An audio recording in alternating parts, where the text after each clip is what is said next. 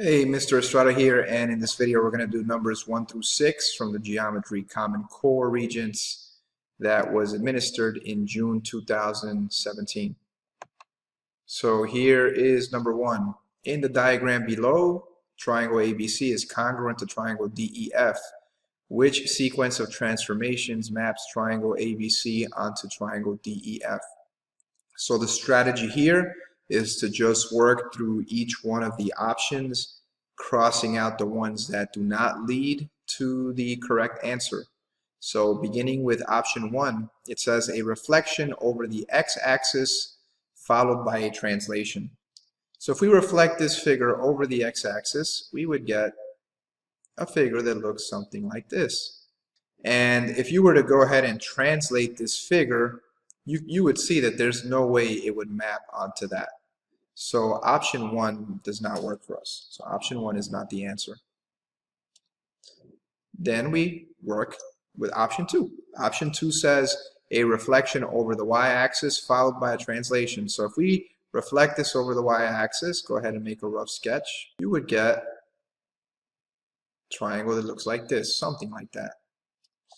Again, keep in mind these triangles are congruent. They don't look congruent, but they are. That's just a rough sketch. And if you were to just go ahead and translate this downward, you would see that indeed it would map onto figure DEF. So the answer is option 2. Number 2, on the set of axes below, the vertices of triangle PQR have coordinates P, Q, and R. What is the area of triangle PQR? So my strategy here is to go ahead and enclose the triangle. So I'm going to just go ahead and enclose it with a rectangle. And so you could see the figure it is enclosed by this rectangle here. Let's go ahead and find the measurements of each of these sides that make up the 3 right triangles. You can see there are 3 right triangles here. There's a right triangle here. Let's call that number 1. There's another right triangle here. Let's call that triangle 2. And then there's another one here. Let's call that triangle 3. And you can see they're all right triangles. Let's go ahead and find the lengths of each of the sides that make up the triangles. So the second guideline says to find the area of the 3 right triangles formed. So let's start with triangle 1. So the area of triangle 1, that's base times height divided by 2. All right, that's how you find the area of a triangle. In case you didn't know that, the area of a triangle is equal to the base times the height divided by 2. So that's going to be 8 times 6, which is 48, and then 48 divided by 2 is 24. So the area of triangle 1 is 24. Let's look at triangle 2. 10 times 5 divided by 2. And let's look at triangle 3. That will be 3 times 4 divided by 2. Then here it says find the area of the rectangle. That's the initial rectangle that I used to enclose a triangle. So the area of a rectangle is just length times width, or base times height. So that's 10 times 8. So that will be 80. And now it says subtract the areas of the 3 right triangles from the rectangle area, and you are left with the desired area. So that will be 80 subtract. So we're going to have to subtract the sum of those 3 right triangles. So it's 80 minus 55. That gives us the desired area. So the answer is option 3. 80 minus 55 is 25. Okay, so for this question, what you want to do is enclose the figure with a rectangle. Find the areas of the individual figures, meaning the individual right triangles, subtract them out. You want to take them away from the overall area so that you're left with the desired area. Number 3, in right triangle ABC, the measure of angle C equals 90. If the cosine of B equals 5 over 13, which function also equals 5 over 13? So for this question, you need to remember that the sine of an angle equals the cosine of its complement. What does that mean? That means that if A and B are complementary, that means if A and B add up to 90 degrees, then the sine of A is equal to the cosine of B. So for our triangle here, A and B are complementary. They add up to 90 because this is 90. So these two must add up to 90. So that means that the sine of A is equal to the cosine of B. Number 4 says, in the diagram below, the measure of arc ABC is 268 degrees. Let me get a highlighter so I can label that. It says, what is the number of degrees in the measure of angle ABC? Well, before I find that missing angle, it's asking for this one right here. It's asking for this missing angle. Before I do that, I need to figure out what is the measurement of this arc here.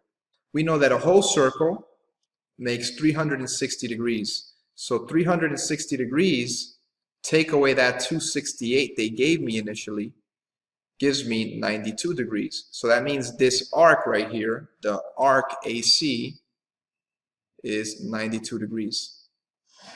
Now to find the desired angle, I need to remember that the desired angle is inscribed. What does that mean? What does it mean that it's inscribed? It means that the vertex of the angle is on the circle. You see the vertex is on the circle. And by remembering that it's inscribed, I will know that an inscribed angle is half the measure of the intercepted arc. So to get my answer, I need to take 92 and divide it by 2. And what's 92 divided by 2? 92 divided by 2 is 46. So that's the answer. All right, for this question, what I'm actually going to do is I'm going to solve for MT first. I'm going to do that first. Now, in order to solve for MT, it's important to remember that we have two similar triangles. One of them is MPT. And the other one is this big triangle here, MOR. These two triangles are similar. MP is 2, MT is X, and MO is 6, and MR is 9. In order to solve for X, let's make a proportion. We can do 2 over X equals 6 over 9. And then just cross multiply here, we get 6x equals 18. We'll divide both sides by 6. X is equal to 3. Now, that's not the final answer. Keep that in mind. That's the measurement of MT. What they want is TR. But it's not that hard to get it because we know the whole segment is 9. Part of it, MT, is 3. So if I subtract that, I'll be left with the desired segment, which is 6. So the answer is option 4. Number 6, a line segment is dilated by a scale factor of 2 centered at a point not on the line segment. Which statement regarding the relationship between the line segment, between the given line segment and its image is true? Okay, so 1 and 2 are out of the question. And so is option 4. Now, why is 1 and 2 out of the question? Well, the reason it's out of the question is because when you dilate a line segment, the segment that you produce will actually be parallel. So that's why 1 and 2 is out of the question. Option 4 is out of the question because if you're dilating by a scale factor of 2, you should get a bigger segment. So the answer is option 3. But before I move on, let me show you how to actually do a dilation. Many students don't know how to do this, so I think it's worth to go ahead and do it. So we're going to start out with a segment, let's call it AB, and we have a point that's not on the line. That was the scenario in the problem. What we do is we take a straight edge and we measure from the point not on the line to A, and we go past A. We want to go more than twice the distance from the point here and A. And we want to do the same thing in B. All right, so you just basically draw a segment there, draw a segment there using a straight edge past the given endpoints. Then you're going to measure from here to A, Then you're going to put the compass on the endpoint A, and you're going to swing an arc. And so you get a point right over here. Now we're going to put the compass on the point of dilation again. And this time we're going to measure from there, from that point to point B. So we measure that. Now we put the compass on point B, and we're going to go ahead and swing an arc there. And we get a point right here. All right, almost done. The last thing is to connect the 2 points you just got.